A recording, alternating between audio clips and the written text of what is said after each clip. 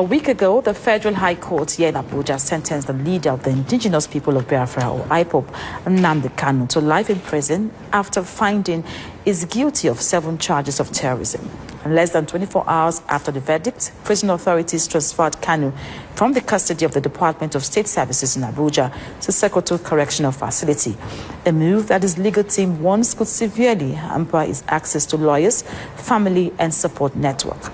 The Right Reverend Dr. Ike Egboonu is the Bishop of the Diocese of Oji River of Enugu State. He has traveled to Sokoto to see Nnamdi Kanu. So what does he report about the condition of detention? What does this mean for Kanu's right to appeal and for a nation on edge? Well, I was joined by the Right Reverend Dr. Ike Egboonu and began by asking him what were your first impressions of Nnamdi Kanu's physical and mental state when he arrived at the Sokoto Custodial Center where he's been kept.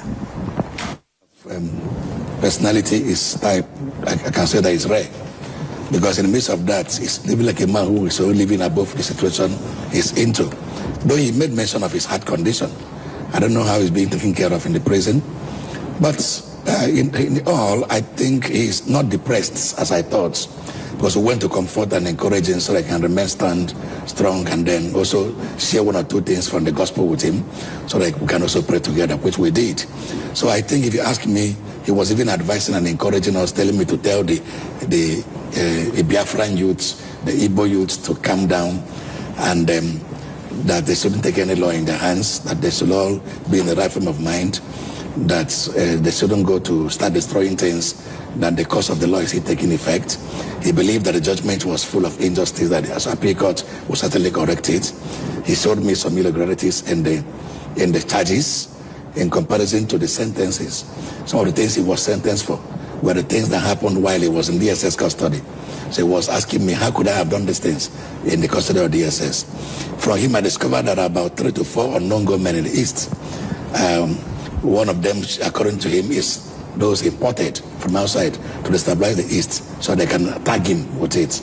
Number 2 is one he called economic unknown gunmen, those who are making money from the situation, just leveraging on that to sap people.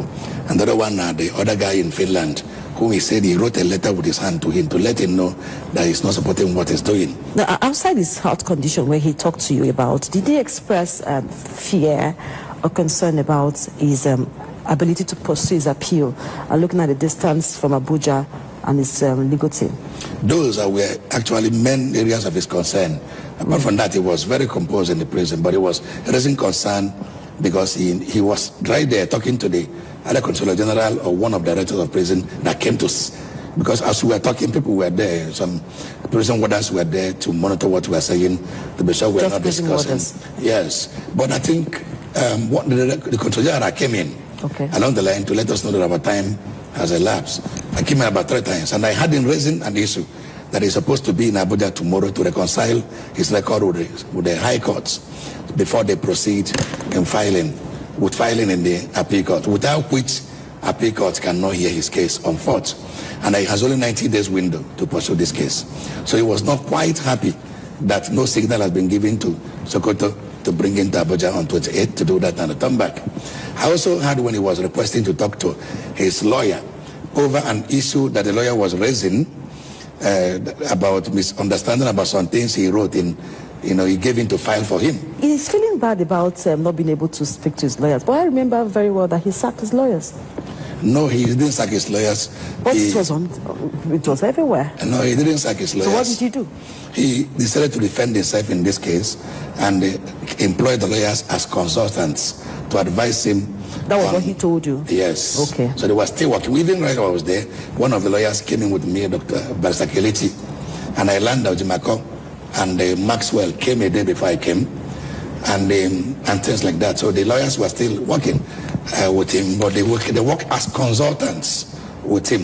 When he saw the way the tragedy of the case, he felt, let me defend myself in this one, because he was saying that the court has no jurisdiction to try him. He raised about 3 points in that, and not a lawyer. He said that there was a rendition from Kenya that is abridging already an existing international law, that there will have been a formal process of bringing him down from Kenya. That was not done. He was kidnapped. But that kidnapping alone, that the case had been messed up. He also said that the law upon which he was tried in terrorism was a repealed law. In 2013 or so, it was repealed. That the law is no more in existence. So that alone has spoiled the case.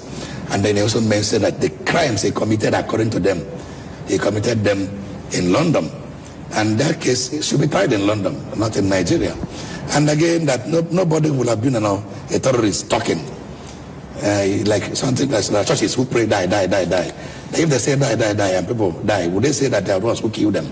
If you don't catch anybody in the act with a gun shooting, you also raise an alarm that are people who carry gun around that have not been arrested. I don't want to go into those ones now. If you say he was supposed to be tried in London, he was brought back to Nigeria and he was tried in the competent court.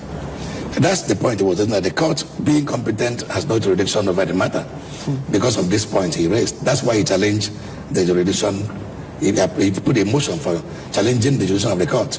And according to him, the court did not pay attention to that motion at all. That according to the court someone who is on trial, do you think it's right for that person to exhibit some certain behaviors while in court? That is also an issue. From another lawyer who was there, he behaved rudely. But the lawyer said that he understands why he was behaving rudely. There was not given room to tender his final written address, which is a right of every defendant, that the court refused him tendering that. And that is a kind of incriminating him. But that's the only way he can put a defense to every allegation that was levied against him in that place. By telling the judge, God punish you? Said, because when he said that was when the judge denied him that final written address. He now knew that this is an injustice. It is not normal with the law court. Are you in support of Kanu? I know in support of what he did in the courts, but I also know he's a human being who can overreact. Even Jesus one day became angry and pulled the cane. Are you supporting him for everything from the beginning to where he is right now? I did not support some of his actions, but I support his agitation. Okay. Because Nigeria is collapsing. You and I know that. And not only Kanu, from Sokoto Street, I discovered that even outside in the street of Sokoto, Fulanese, some of them, good ones among them, who are rational enough, are in support of But do you realize that he actually called for people to be killed? I don't follow his broadcasts. I am so busy to know whether he said that or not. But I'm telling you, people's feeling. That day he was condemned, or rather sentenced, in the whole of Biafran land, in the whole of Igbo land. I am a bishop, I'm around.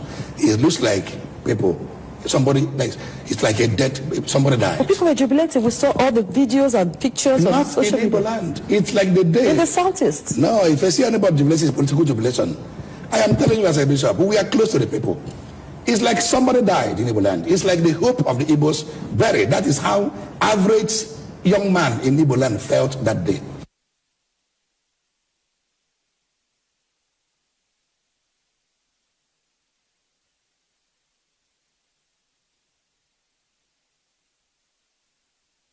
And that was the Right Reverend Dr. Ike Igboanu, the Bishop of Diocese of Oji River of Enugu State.